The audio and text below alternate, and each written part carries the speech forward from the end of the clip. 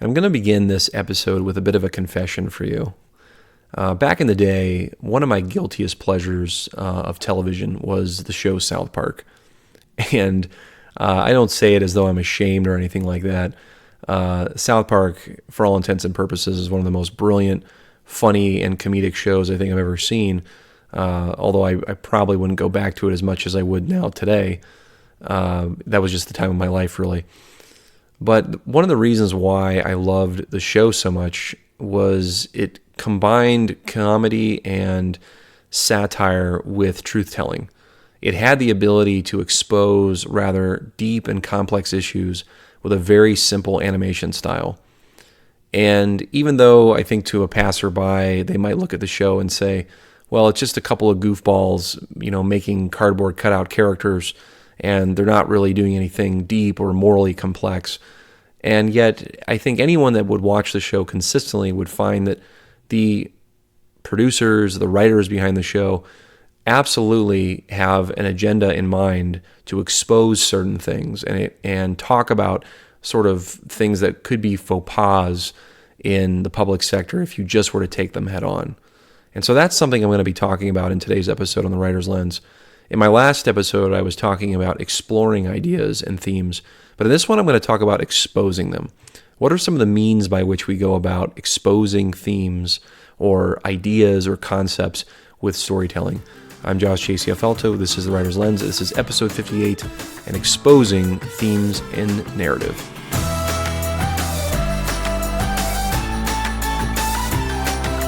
Man, I'll tell you what, going back down memory lane, talking about South Park, just totally, makes me want to scratch the itch and open up some of the first few seasons and go back to that time when I was, just single and watching the show on end for hours at night, probably eating a Papa John's pizza and among other things that could probably end in debauchery. There was a time when that was okay. That was okay by my own personal standards, but anyway, South Park, like I said, will always hold a certain little space in my heart for its sort of comedic genius, despite all the insane, vulgar things that it does or it does in its animation. But anyway, not to divulge into South Park, that's a show that I will gladly dissect in a later episode. I was really debating whether or not to do this particular concept in the Narrative Wars, because I've been doing this sort of side episode series called the Narrative Wars, and I hope you've been checking those out. But my main sort of theme right now, the main narrative, if you will, that I've been going through is talking about themes and concepts, ideas, and as a storyteller, how important those are to us, that we are able to unpack them, show them to our audience, show them to our readers, and allow them to kind of explore and poke around with us. So moving from the exploration phase now to the exposing phase, I want to talk about what it means to be exposed. Because the word itself, I think, is kind of almost 80-20 in terms of negative and positive, because we don't like the idea of being exposed in general. Like, you wouldn't like the idea of just being exposed to the world. That's typically not a good thing to be a part of. So when someone talks about being exposed, it's unintended, or it's unintended for the person. It's unexpected. I didn't know that I was going to be put on center stage, right? Or I didn't know that my intelligence, or perhaps my ability to answer questions was going to be put in front of a bunch of people that could judge me for it. So exposure really deals a lot with judgment. It deals a lot with the embarrassment or the shame that could come with judgment, and basically kind of an overall guilt almost. Like, I don't want people to know this about me, right? Like, I don't want anyone to know this about me necessarily, or maybe we don't want anyone to know about X thing that's going on. And one of the hallmarks of South Park, and it doesn't have to be South Park, one of the hallmarks of comedy and satire is that through tongue-in-cheek or stand-up comedy, comedians are able to talk about truths in a platform, or on a platform, I should say, that allows us to laugh at truths, right? I just think of some of the greatest comedians that I grew up watching back in the day, guys like Tim Allen, Robin Williams, and Bill Cosby. Cosby's humor, for what it's worth, is good when he was on stage. But these guys had the ability to talk about things that may have been uncomfortable if you were to just talk about them just head on. If you were just bring them up in conversation and say, hey, how do you feel about, the latest gaffe of the government? Or talk about, how do you feel about the latest, scandal that you heard about down at the, XYZ company, right? So comedy has this way of presenting things that are true and exposing certain things, but doing it in a means by which it kind of catches us off guard. And we're fine with being caught off guard because we want to be able to laugh at it, even if we disagree with it, because we ultimately do agree with it, because we know that what they're talking about is true. So keeping that in mind as far as exposure is concerned, and comedians tending to be strong voices for speaking the truth, how does this idea of speaking the truth apply to other areas of presentation? Right? So if we're not just talking about comedians, we're not just talking about comedy and satire and, sort of these public spaces that we all can kind of go, aha, or maybe it does make us still uncomfortable to talk about it. Are there other ways to present sort of an exposed idea or an exposed situation? Well, of course there are. And as a writer, I know from watching film and reading books that authors and producers and scriptwriters, they're doing this all the time. Okay, as much as we explore ideas, we're also exposing things. In biopics, autobiographies can be very exposing for the person that they're about. Just recently, there was a biopic called Spotlight, which talked about some journalists. It's the true story of a group of journalists that basically went after the Catholic priesthood and all the cover-ups that were going on regarding sexual abuse allegations. And the movie itself ended up kind of opening the can of worms on an issue that's been skirted under the rug. It's been tried to be hidden by the Catholic Church. And by no means am I trying to come down hard on the Catholic Church, okay? I'm not an anti-Catholic. I'm not, any of those things. But what I do want to talk about is what it can do from an artistic standpoint to tell the truth through a narrative and get people's attention with it, who are going to say, you know what, I didn't really know that this was going on, or maybe I already had an inkling of an idea that this was going on, and the fact that someone has now presented it to me as a story and presented the age-old protagonist and antagonist of the story, I now can relate to it. Okay, there are faces now with this sometimes faceless scandal and crime that's going on. I can now look at it and put some faces and names to things and maybe be driven to become a part of creating awareness, for victims of sexual abuse. And it doesn't have to be necessarily inside of the priesthood. It could be anyone who is a survivor of sexual abuse. Or maybe you, an individual who watched it, could watch it and go, oh, I'm not alone. Right, I'm not alone in that I was abused or something had happened to me. I thought it was just an isolated incident that it could have happened to somebody else or something like that. So through autobiography, not that Spotlight was an autobiography, but through these sort of bio pictures where we're being taken through true stories from a perspective of, we want to talk about an issue that is obviously close to the heart of the director or the writer, whoever did it, and kind of go through this and present something that is a problem, is an issue.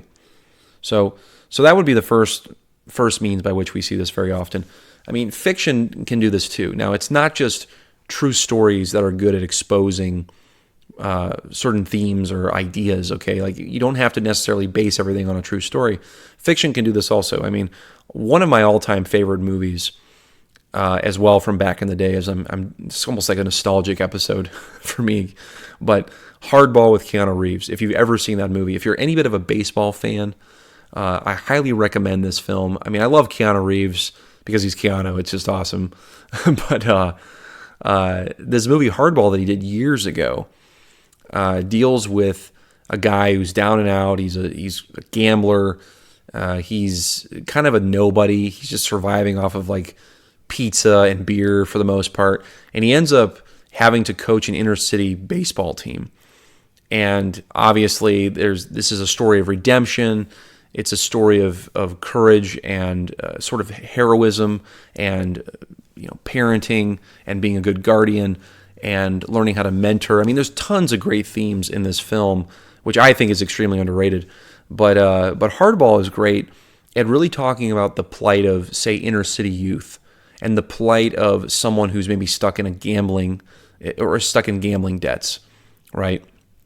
So exposing sort of this side of life that somebody might be involved in, but giving them the inkling that, yes, you can rise out of that space, that you can come out of that valley, is what I love so much about Hardball, because it gives an end note that, you know what, I don't have to stay in that place, right? I don't actually have to continue this way. I don't have to, keep being this sort of nobody who's just basically living day to day, gambling on things. I don't have any other belongings or treasures to call my own other than myself or maybe my bookie or whoever it is. I'm always kind of in trouble, but now I've been given responsibility. Now I'm overseeing some children. Now I'm being invested in something. And to me, those are great themes to explore and also to expose that these are good things that we can go after. So it's a fictional story, of course, but it still gives that punch of, look, here's some things that are going on that very well could be going on right now, right? There's a scene in that movie, and then we'll move on here. There's a scene in that film where one of the boys is telling Keanu, like, Coach, we can't practice past dark because otherwise it's not good for me to get home. And there's just this very kind of sad and just very sort of heart-wrenching scene where the boy is trying to get home and it's after dark and he's just trying to get to his apartment and he's by himself and he ends up getting mugged by a couple of older kids and he's beat up essentially. And it's one of those sort of watershed moments for Keanu's character where he goes, you know what, I need to really pay attention to this. I can't be so flippant with my duties as a coach, or otherwise these kids are going to pay the penalty for that. So that's just in fiction in general. Now, science fiction, of course, is a whole other ballpark and is one that I thoroughly enjoy, being a sci-fi guy. But as far as exposing ideas, okay, yes, you could do the same thing like we did in Hardball and talk about, a person that needs to move out of a difficult valley or being in the weeds where they are. But sci-fi is a little bit different because we're always dealing with technology, right? We're always dealing with some sort of new tech or some futuristic gadget that's now aiding or causing problems for humanity. So in science fiction, I think one of the things that has to be done properly is to talk about the nasty side of that tech. Something that comes from the technology that totally throws everything else into a kink or a problem and forces humans to make really, really bad choices. I always go back to Blade Runner 2049, which is one of my favorite films now, and this idea of the replicants and manufacturing human beings that live 4 to 5 or 6 years. And they have super strength. They're embedded with the memories of some random person. They all have similar stories to make them function in society. And of course, they want their freedom. Of course, they want to be treated as equals. Of course, they don't want to just be these sort of moist robots walking around. And that works because we as human beings know that we want our freedom, right? And so to make something, scary thought, in our own image, that spirit of rebellion, if you will, that spirit of wanting to have freedom is going to be passed on into our creations as well in this concept, in this sci-fi story. So yes, science fiction can do it too. In horror, you see it done. Okay, Jaws, for instance,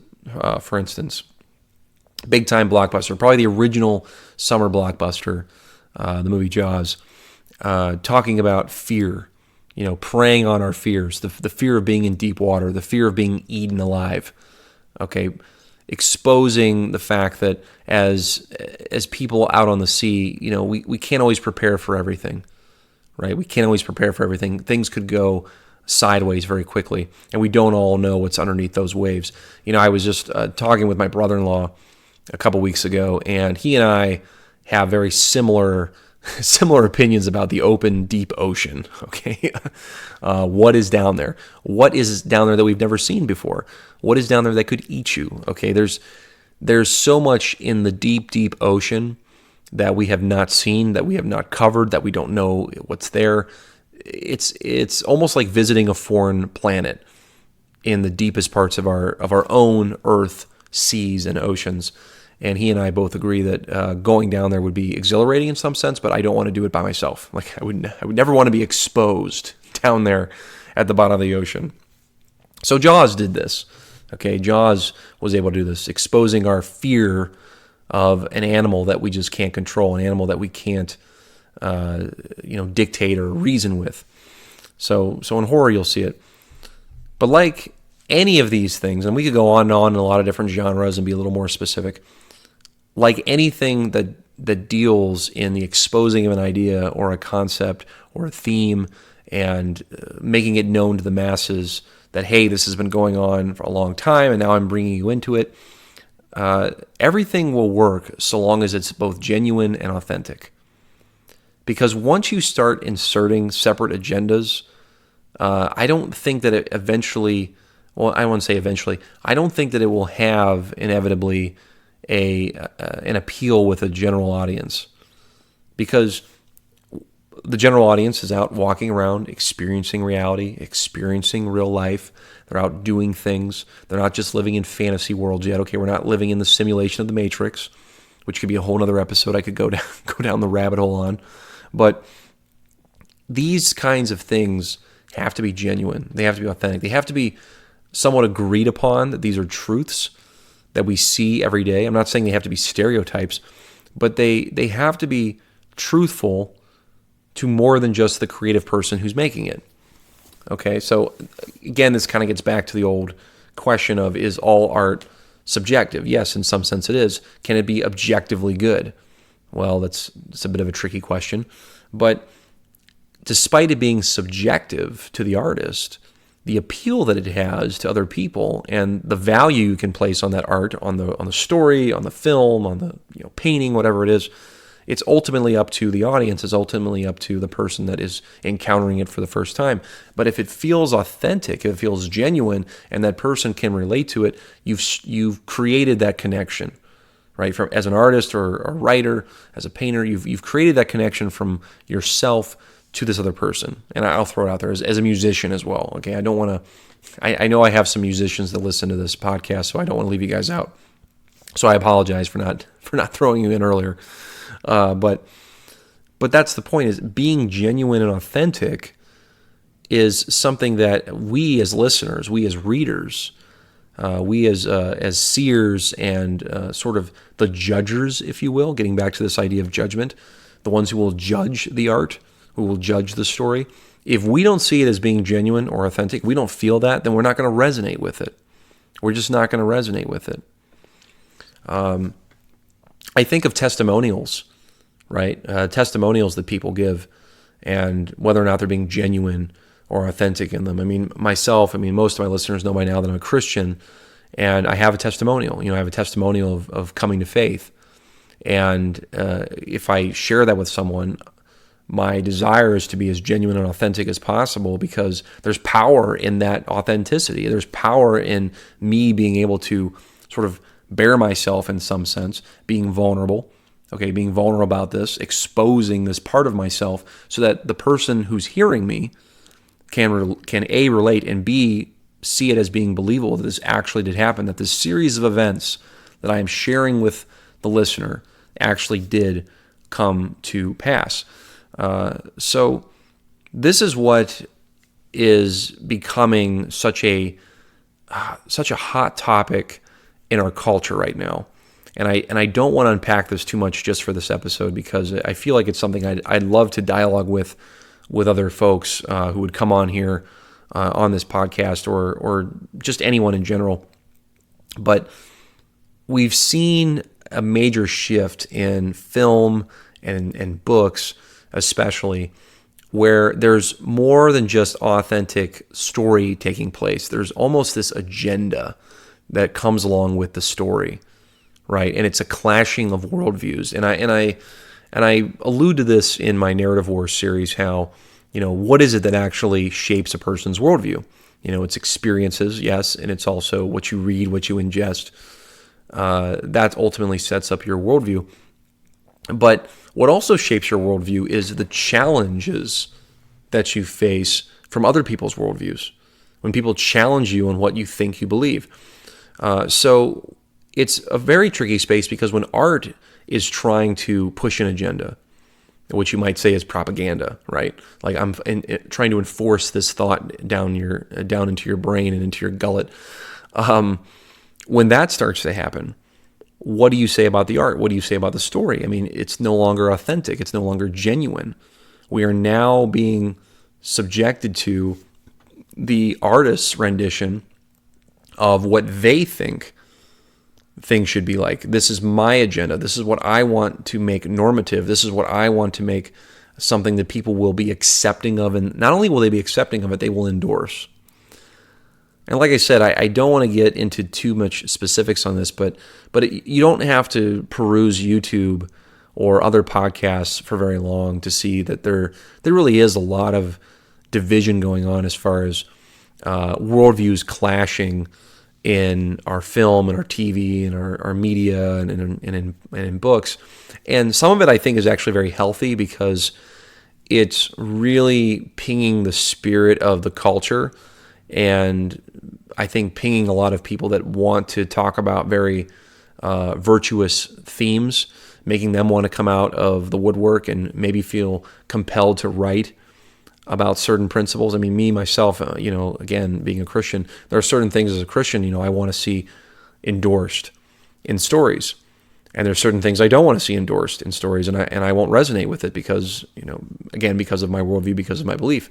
Again, if you're not a Christian and you're listening to this, that's okay, but that's just reality. When you have a creative filter or lens and you want to talk about these themes or ideas or whatever it is that you feel is important, you're going to put it through your lens. You're going to put it through your filter.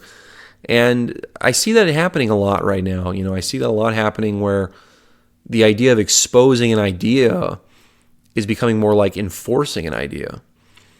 And I'm going to leave it at that for now, because my next episode will be entirely about exalting ideas. Like, what does it look like when we glorify certain themes and certain ideas? Like, what does that look like from a storytelling standpoint? Because I think story is embedded in human communication. It's been embedded in us from the very beginning of time. Since, if I may, from my worldview, since the day Adam and Eve were hanging around the garden, okay, walking around and plowing the fields and tending the garden and doing all those other things they were supposed to be doing until they ate that fruit. We are wired for storytelling. We are wired for narratives and explaining to another person a series of events. It's just part of us. It's who we are as human beings, and that is something that I'm going to unpack a bit more in the next episode, talking about when we do share stories, what exactly is it that we're glorifying? How are we exalting them? So I hope you can tune in for that one. Again, this is kind of an overlay of a probably a much deeper concept that we could go into. But again, I think it's something also that I'd love to dialogue with some others. I mean, there's a few gents in my creative group here in Cleveland that I might bring on for some episodes here in the near future. So I'm super pumped about that, because I got a big series that I'm going to be kicking off after I get done with this one about exploring, exposing, and exalting ideas. I think you guys are going to love it. It's going to be full on analysis of story and theme, and I'm super pumped about it. So I know you guys will be too.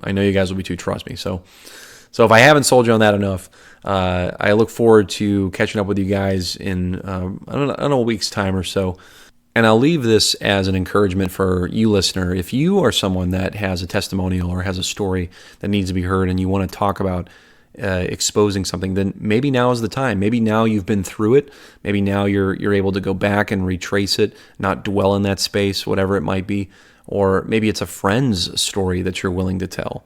Okay, this is my encouragement to you now to consider doing that, because there are others that have been doing it, and there's blueprints out there for doing it. again, I want to be of an encouragement to you if you're someone that feels like maybe that's my voice, maybe that's what I'm meant to do. Maybe you're a comedian waiting to happen who can tell the story with tongue in cheek, or you're going to build sort of tiny cartoonist characters like the creators of South Park. I don't know.